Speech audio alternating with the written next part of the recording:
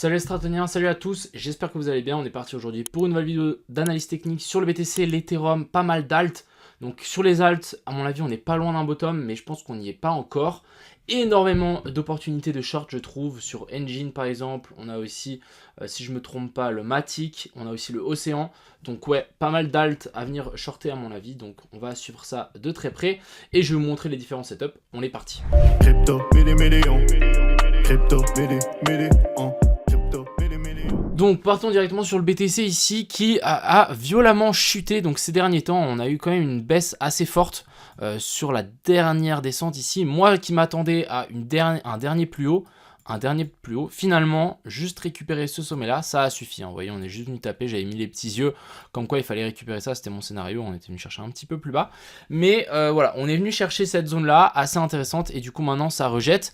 Alors deux options, je vais aussi checker en même temps l'Ethereum parce que les deux fonctionnent très bien ensemble. Deux options, soit ça, c'est notre manipulation et du coup maintenant on va chuter. Soit on revient chercher un petit peu plus haut et on vient en fait chercher la zone d'OTE et la zone d'order block qu'on a laissé là-haut.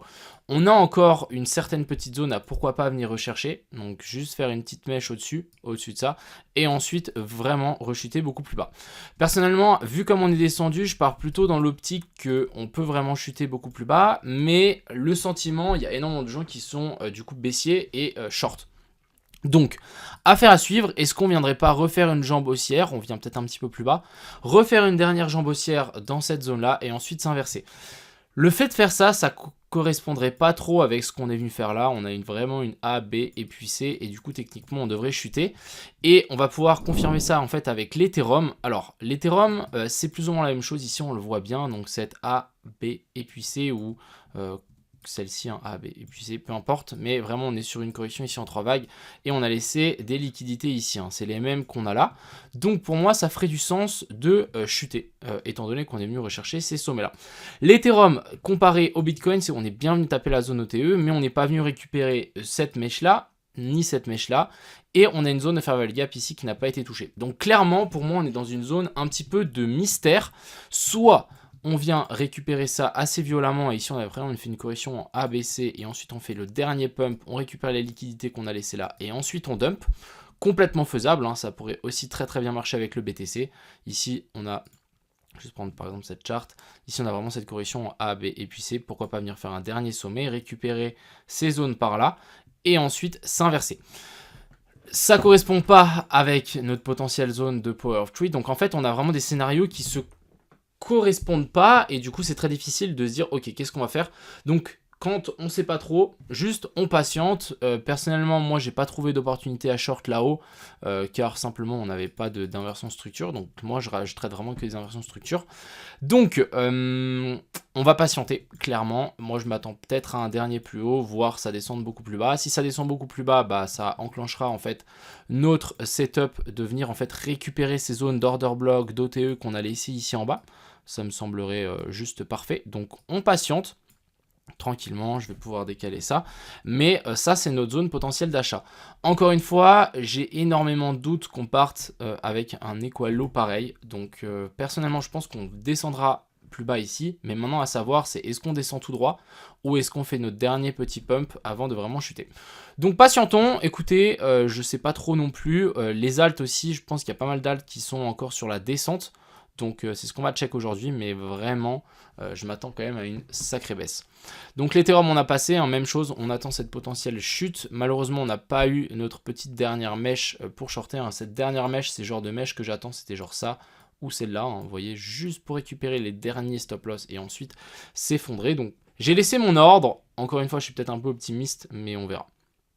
Alors, continuons sur pas mal d'alt. On a le ICP, j'ai discuté tout à l'heure, assez intéressant. Je pense qu'on peut venir rechercher un dernier plus bas, sous la zone ici des 4.5, nous confirmer et nous compléter cette énorme zone WXY, revenir chercher un grand plus bas, et ensuite potentiellement réintégrer cette zone et vouloir partir. On a vraiment une zone ici de pivot, hein. Vous voyez ici on a fait support, support, résistance, support, et du coup maintenant on va voir si on fait support, mais ce serait pas mal de faire une petite excursion en dessous pour récupérer les liquidités qu'on a laissées là.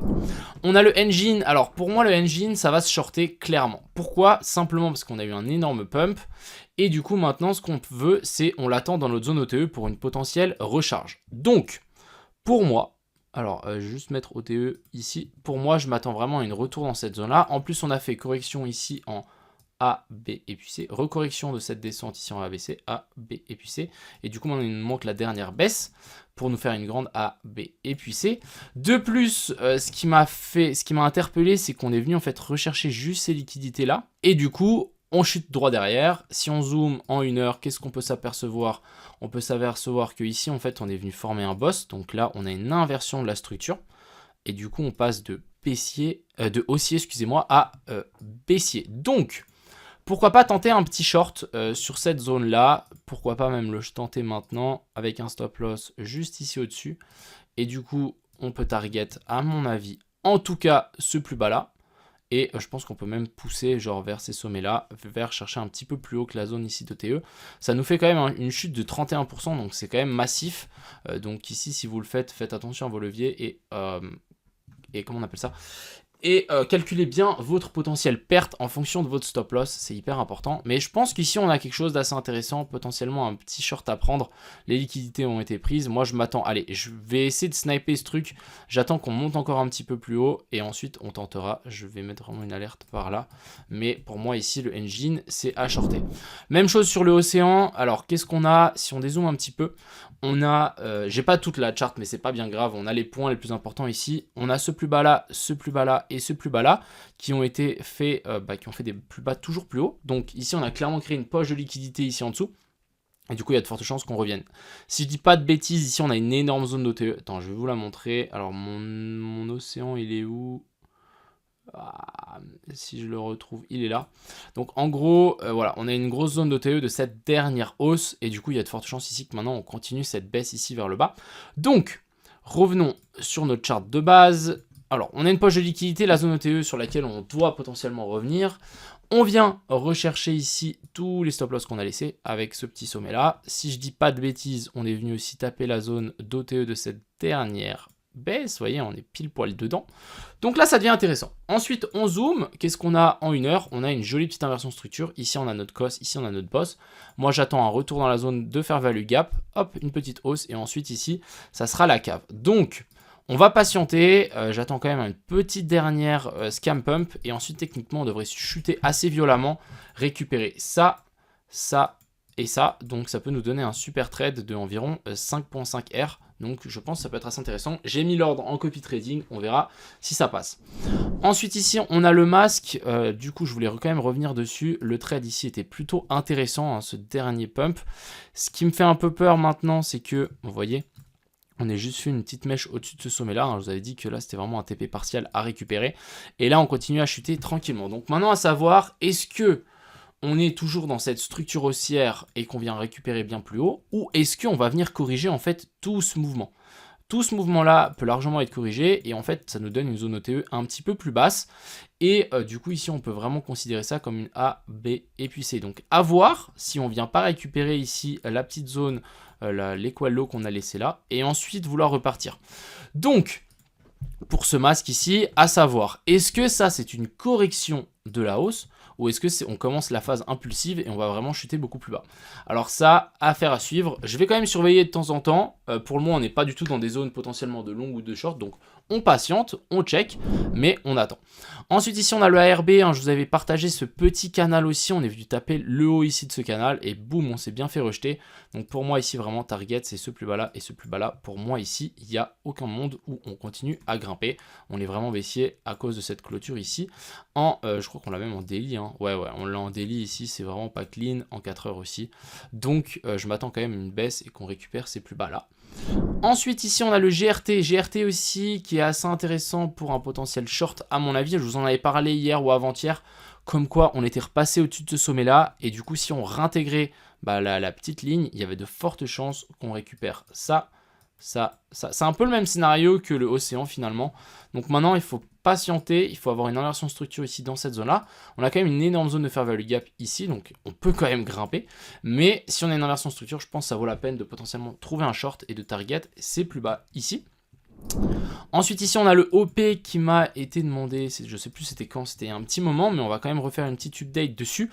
On arrive dans cette fameuse zone OTE avec une petite divergence haussière. Donc Là, ça commence à nous intéresser, en tout cas. Pour le moment, on n'a pas d'inversion de structure, on n'a rien, mais on est dans une zone intéressante, donc il faut le checker de temps en temps.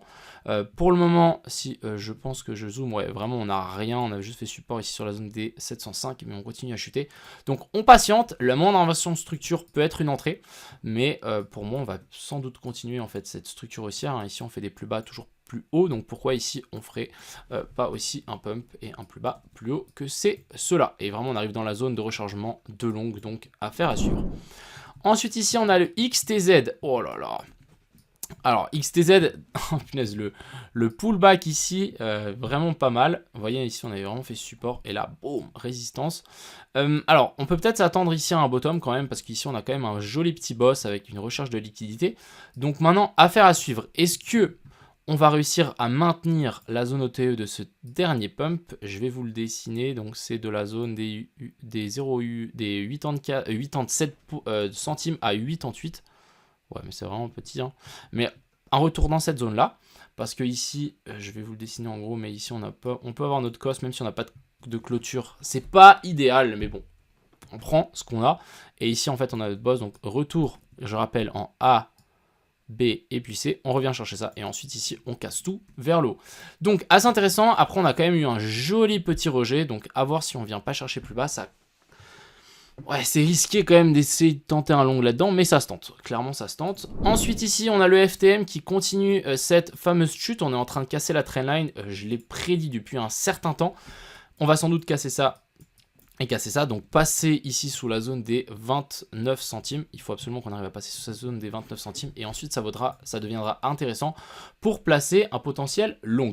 Mais tant qu'on n'est pas arrivé dans cette zone-là, on ne touche à rien. Donc vraiment, on touche à rien. Si on n'est pas dans les zones intéressantes, ça ne sert à rien. C'est comme le BTC, on doit s'asseoir sur nos mains et simplement patienter. On n'a vraiment pas grand-chose encore à se mettre sous la dent. On a toujours, hein, ici on le voit bien, cette énorme zone de fair value gap ici en 3 jours. Et la même chose en daily qui nous attend. Donc vraiment, on peut s'attendre vraiment à une redescente. Si on a cette dernière redescente, à mon avis, ça vaudra la peine de placer pas mal de longues sur les alts, sur les cryptos en général, etc. On va juste quand même checker le NIR. Alors ça c'est mon dessin de la dernière fois. Pour moi ça continue à correspondre. Je pense qu'on peut peut-être faire encore une petite dernière redescente. Vous voyez que là en 3 jours, on a laissé quand même une belle zone de fair value gap, donc pourquoi pas venir retaper un coup dedans. Mais ensuite, je peux vous dire que ce genre d'alt, moi je suis rentré, je suis un peu en négatif sur mon investissement spot, mais c'est pas grave, ça vaut la peine, je suis pas à 3% près, 5% près, même 10% près, je préfère être dedans et être sûr que quand ça partira avec moi, parce qu'il suffit juste qu'on fasse ça, et là ça peut partir directement. Donc, encore une fois, ça peut aller très très vite. Voilà un petit peu ce que j'avais à dire. Attendons-nous quand même une dernière baisse à mon avis sur ce BTC. C'est encore une fois que mon avis. On verra si ça se passe. Mais pour le moment, je patiente. Sur ce, je vous souhaite à tous une excellente soirée. C'était Crypto Mignon. Ciao.